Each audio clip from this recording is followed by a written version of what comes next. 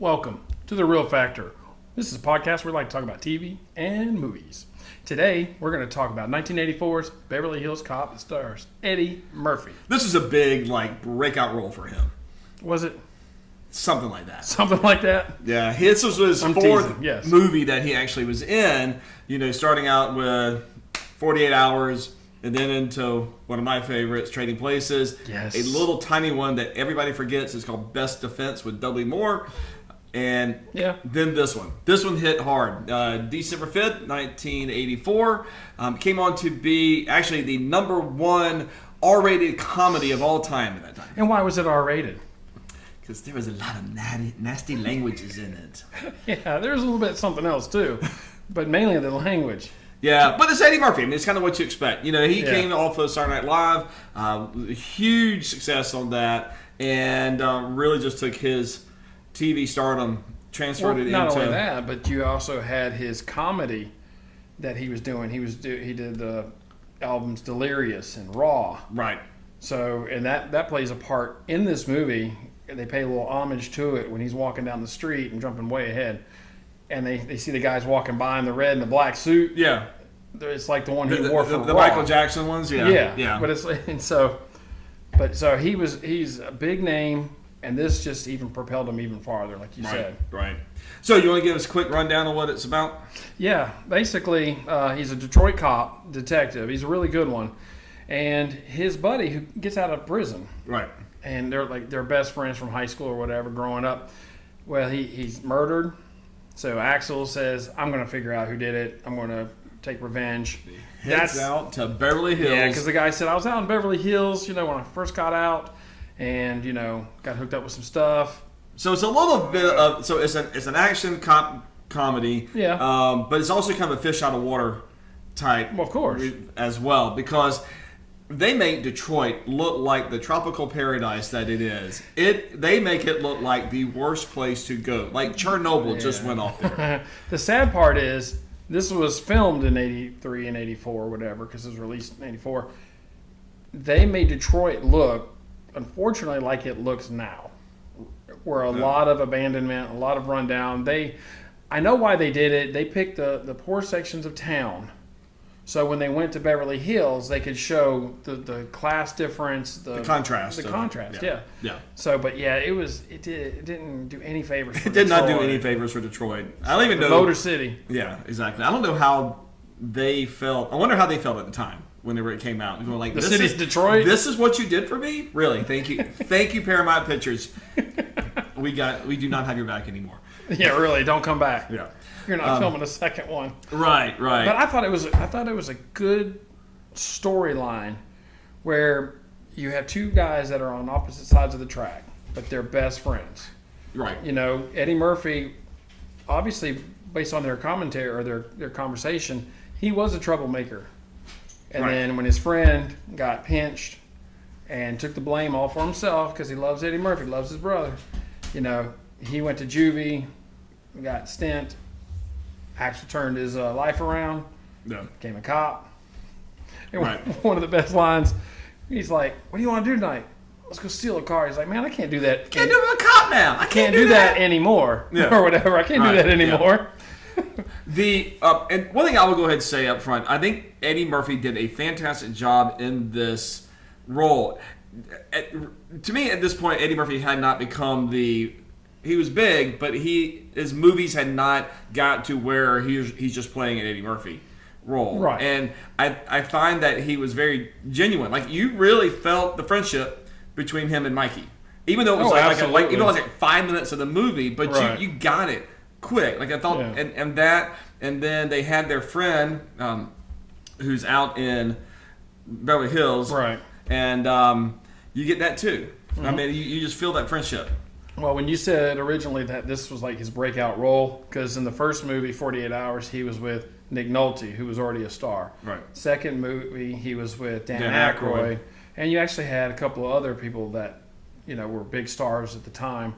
And the third one, Dudley Moore, which was huge in the 70s and early 80s. Yeah. And so this one... His first leading role. The first leading role. And then some of the supporting cast that he has in this movie went on to bigger names like Judge Reinhold and stuff like that. Yeah. So Yeah. But yeah, it's now I loved it when he kind of gets to Beverly Hills, and one of my favorite. It's not even like dialogue, but is when he goes to the hotel, and. And whenever he has, he's trying to get in, and then they don't have a room. He makes it the whole story about the Rolling Stones. And when he goes off and he says what he says, we're not repeating here, yeah. And it's the look of they're just staring at him. And then they ask what the rate is. He's like 200 and whatever. Yeah, which was like cheap nowadays, but back then, but he's like. Fine. Well, I like that scene because as he's walking up, the woman, the receptionist, is saying to the person on the phone, "You need to call and make a reservation in advance. A week or a month she says up the scene well. And so he comes up and says, "Some people, right?" Right. And she's like, "Yeah." And he was like, "Yeah, my reservation's under this name." Yeah. Oh no. Oh well, I meant Rolling Stones. Axel Foley. Yeah. Well, and that's the whole thing with this whole movie. Honestly, we could probably spend 2.5 hours going over all the lines in an hour and a half movie because they're so great and they're iconic. They really are. Oh, yeah. And things you just see in it, the whole, the little OK sign in the strip club, him jumping into the car with, laughing, his Eddie Murphy laugh. Yeah, I'm not going to do that. Yeah. All those are they're iconic scenes that they, obviously they show a lot for clips. Right, but bananas in the tailpipe. Yeah, that was fantastic. How did he distract you? How did you not see him putting bananas in your tailpipe? He gave me a late supper. A shrimp salad sandwich. It really make Billy, which is John Reinhold, look like a total idiot. Right. I mean, they kind of do try to make the cops of L.A. look like they have no idea. Yeah, exactly. There's the word. Sorry. And it's. I know it's not true. I'm sure you're good at your job, but to have the smart guy from Detroit come in and these guys just falling over their feet. Oh yeah. Doing everything. One thing that I like though, Taggart, who is the better cop versus Judge Reinhold in this movie. He's the senior one. The senior one, so he has more experience. He doesn't like Axel Foley at first. Can't stand him. He even punches him in the gut, because they're about to go to blows. But when they go to the strip club, you notice Axel Foley, even though there's still that tension, Axel Foley looks at him and says, "Hey, Taggart, something's about to go down." Well, he recognized that's a good cop. Yeah. He knows what he's doing. Yeah. Even though we have this beef, Yeah. So that's what I like. And this is kind of getting off the subject of this movie, but you got really the three cops of the LA branch. You've got Policia. Taggart and Rosewood, and then you've got the lieutenant. The lieutenant. Yeah. And when they go to the second movie, Mm-hmm. he really has more of a relationship with the lieutenant than he does with Billy and Taggart, which I find kind of interesting because he spent the whole movie with this one with them. I guess there's a lot happened outside of the film. But anyway. Well, there's a time period in between there. So let's talk about the villain. There was a villain? No, I'm just kidding. It was the hotel price. No, the villain. Right. He did a great job being the villain because he wasn't over the top screaming and just he was menacing. Yeah. With his voice and his commanding. look. Yeah. Just sometimes you can get more with less. Right. Right. When Eddie Murphy threatened him, he's like, well, I'd like to see that. Okay. I'm waiting for it. But, it was like he could be heavy-handed, but he wasn't the one who was heavy-handed. He had his henchmen. His henchmen Yeah. do it, But. Well, and that's kind of thing whenever they were at the club where he came in, it was kind of tell that Victor Maitland's was going to have things falling off of him because he had herpes simplex 10, which I still think is a hilarious scene. Because I think, sorry, but the maitre d' who's there, and he's like, I do think that would be best. Yeah. Because I think that'd be best if you told him. Yeah. It's those little lines like that just make it. But anyways, when he goes there and he throws the guy across the table, And Maitland just kind of does a little hand up, like, Oh yeah. no, not here. And you know that he was just, like, he was ready to put a bullet down his throat. Well, that guy's a professional hitman. Yeah. And just that. Which we already saw because he already killed Mikey. Yeah, but to be able to, like, him to be like his dog, that he can just kind of say, Command, yep. sit still. Well, Eddie Murphy says, was you going to teach him how to, roll over next or whatever? Right, yeah. Sit and roll exactly. over or whatever Yeah. it was. I'm sorry, I should know this. But yeah, that was really good. But you think about it in a real world perspective or whatever, reality. You throw somebody over through the buffet like that. There's stuff everywhere. The guy's standing there covered in stuff. And then Axel Foley just goes and sits down and they have a little conversation. No, there's Well, security. the cops did come in. Yeah, But that's yeah. true. But that is true. Yeah, I'm thinking the customers would have been doing something else, or this Right, would have yeah. been a bigger problem than just, I'm going to have to sit down and have a conversation. But Axel Foley's like, all right, I'll Probably see you. scared I'm to gonna say anything. Yeah, true. But But I do think that as far as the acting and all of the production design of it all was great. I mean, I think they did a great job with that. It was done on a $13 million budget, which still back then is probably close to around a 30, I would assume today. But we got a lot done for what they had. $30 million right now would be a low budget film. Independent film. Yeah, I mean, hold on, I got it. It's in my other jacket. But no, I mean, what about the opening? I like the opening scene where he's an undercover cop proposing as a. Well, he's a businessman. He's a businessman. Read my lips. $5,000. $5,000. Yeah. I think that was a great opening. Oh, well, it was. I didn't really. So, Now I'm not a huge fan of that because I get what it is, but they still have great lines in it. They still have great lines. And I do think, to me, the chase goes on way too long. They always do. But, to see that. Not as long as Blues Brothers. No, that's true. Yeah. Not my favorite. But, anyways, sacrilege. But seeing that truck just plow through the neighborhood streets and just cars going everywhere. Yeah, and those were when they were made with like real steel and everything else. And they were crumpling them. But what I thought about was funny is he was going through all these cars. And then all of a sudden the cops put their cars like nose to nose. And he's like, oh, I can't go through that. And I was like, yeah, you would have just plowed right through them in that big tractor trailer. I mean, It's like, of course, I'm sure, it's all movies. So, I mean, really more damage would have happened to the tractor trailer than. Yeah. Well, it wasn't even a long nose. It was one of those short nose. So, I don't know. Yeah. And it did, It's for the movie. It's for, as we talk, movieisms. Movieisms. So, Get a shirt. because, and to kind of start out at the beginning, since we're talking about the beginning of the film, what kind of starts the movie out that gets you in the mood? The soundtrack. The soundtrack is awesome. Yeah.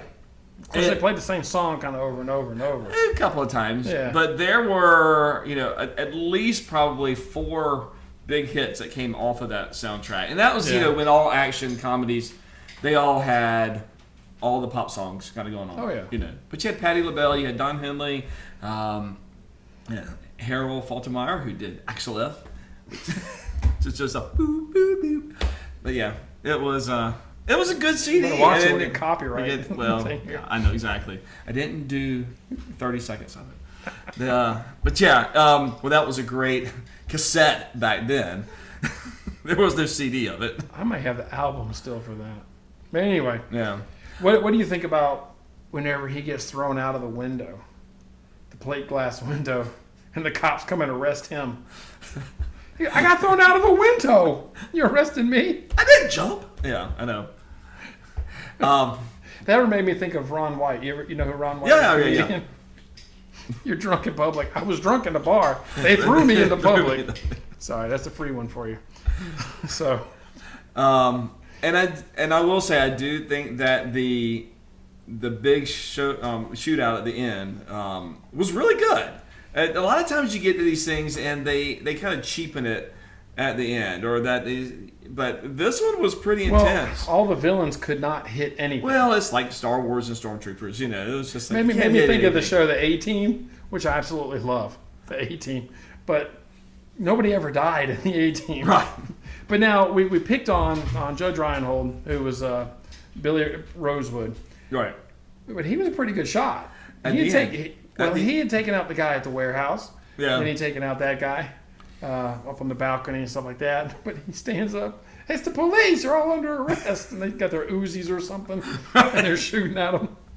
I'm like, not the right time for that, buddy. Yeah. And again, as standard Hollywood fare, all the rest of the police show up after everything's done.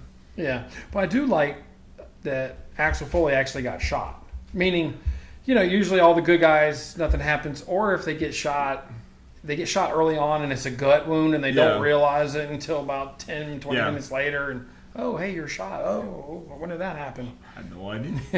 But yeah, no, that is good. Because a lot of times they'll just kind of just cheapen it and your hero is, it's like the Rock who can't lose any fight in any movie. Check it out, it's true.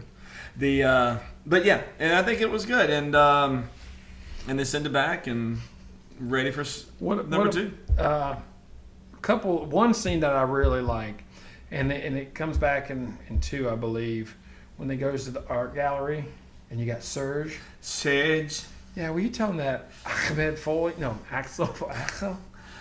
Foley. Yeah, that was Bronson Pinchot, who is best known as Balky from Perfect Strangers. Yeah. I think this was probably his kind of debut. Yeah. I think this TV show came after that. Yes, it did. But yeah, no, just the whole thing where the guy comes out, where he has his shirt up and down, what is this? Just take that away. Yeah, and Axel Foley uses some sexy. How much is this? And the guy, he tells him, he's like, get the F out of here. He's like, oh, no, I cannot do that. I just sold one myself. Yeah. No, and that's honestly what makes a great movie is when you have great supporting characters. Oh, yeah. Because if you can get lines from the supporting characters, I mean, you've got a great script. Definitely. And this is definitely one of those. So, I know we're going on a little bit here, but did you see that Damon Wayans was in there? Yes. His credit, the role, when you look up the cast, is Banana Man. So when Axel Foley's going to put the bananas in there, he asks how much it is. Oh, the fruit plate's like $12.95 or something. Again, this is in '84. Right. So, I mean, that's like at least $25 now. I don't know. But yeah, I just want a banana. Here, you take the banana. You just take them. You just go down the house. Yeah. No, and that's a little bit part, but right. And it's great. Like when you have movies like this that you kind of go back and you see people who became bigger stars and have their little bit reels. That's one of the fun parts of kind of going back and doing these little retrospective reviews and kind of seeing those little things like that. And it's like, hey, look, they made it too. They made it too. But then you also see people that are trying to make it, and you're like, never saw them again. But I got one little bit of. It's not even trivia. It's just something I noticed in one of the scenes. I texted you earlier about it. Okay, I have something for you too. Go ahead. All right. But this is for the listeners then. Did you know there's an actual DeLorean in one of the scenes? I did not. Whenever they go to Victor Maitland's house, not in the final scene where the shootout is. This is whenever Taggart and Rosewood get taken off and they put the new guys on there, and they go, and Axel Foley's sitting at the gate, and he's sitting there looking through, and they come up there. When they walk back to their cars, you see the DeLorean sitting there across the street. And then when they start driving off, you see it a second time. Okay. But I'm like, how many times have I seen this movie and not realized Never realized it. Well, and it was not. Obviously, I will point out that would not be a setup to Back to the Future, which came out later. Yeah. That next year, because it is two different production companies. They would not want to do that. So my other thing is that this is from IMDb. Their little trivia stuff that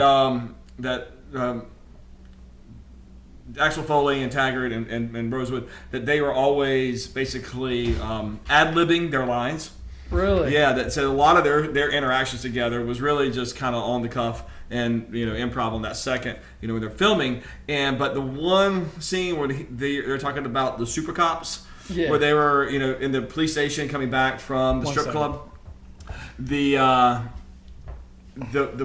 in that part he's talking about the super cops and all that kind of stuff. Well, then there's a scene where Taggart just kind of lays down like this because he's trying to, he looks like he's frustrated, but he said he's actually about to bust out laughing, and so he's hiding his face because he's laughing. It's in the movie, you can see it. Wow. And that Judge Reinhold was actually had his hands in his pockets pinching his thigh Wow. So that he would not burst out in laughing as well. They said that a lot of that That's tremendous. stuff that they did like multiple takes because the crew was all laughing. And so it was all in, the audio, so they had to keep redoing it again. So I think that's kind of fun. It reminds me of Caddyshack. But Oh yeah, that whole movie is Rodney ad-lib. Dangerfield. Yeah. Because I watched the now that's another thing. Watched the documentary just real quick, and he went off the stage or whatever, and he told the guy, he's like, "I'm bombing." He goes, "Are you kidding? We're dying over here. We just can't laugh because we'll have to cut it, And he's like, "No, you're killing it." But That's anyway. awesome. Alrighty, so that brings us to our real grade for the real factor. What do you give Beverly Hills Cop? I give it 4 out of 5. I think I agree with that. It's 4 out of 5. It's a really great comedy. Action comedy. Action Buddy cop. comedy. So, but yeah, I think that's a great grade. To me, it is still the pinnacle of the whole Beverly Hills Cop series. Yeah. Just if you didn't know, there is a 4th one that they are planning on putting out, I believe, on Netflix this year. So I don't know if we're going to review all of the others coming up to this, because to me, they all just go downhill after this one. I don't even know what to say about that. Who's in it? Is it And they're The bringing Rock everybody and back. Kevin? No, they're bringing everybody back, Okay. which is kind of interesting. Man, they all need a job. They're So- bringing everybody back. Well, they can't bring Inspector Todd. I want to say, I know we already gave our grade and all that. Inspector Todd, his chief Yes. in Detroit, I want him having my back. Oh yeah. I mean, he's a no-nonsense kind of guy, but he's got your back. I That do. is the truth. And I'm gonna close out with my favorite quote from Don't that do it. scene is just where he's like, "Axel, Chief done chewed my ass out," and he's like, "Don't worry, you got a little bit of that left. Hey, Chief. Don't mess with me." That's what I So, thought anyways, you were going to do the la la la la la. oh that. No, I just did it. That was There great. you go. One of my favorite things. I say that all the time, and nobody knows what I'm talking about. But of course, I have Paul- embellished it more than what it actually Yeah. is. Like I think it lasts about a half a second, and I'm like, no, keep going. Yeah, we forgot about Paul Reiser. Paul Reiser is in Yeah. there, and then Inspector Todd says, whatever, I don't remember the line. This isn't my locker. Yeah, this isn't my locker. Walks off. Well, I was just saying the bit supporting characters are fantastic in this. Oh, yes. I mean, it's just, anyways. All right, tell us what you think about Beverly Hills Cop. Have you seen it? Did you like it? Is it one of your favorite comedies? Put your comments down below. Please like and subscribe, and we'll see you next time on The Real Factor. The Real Factor.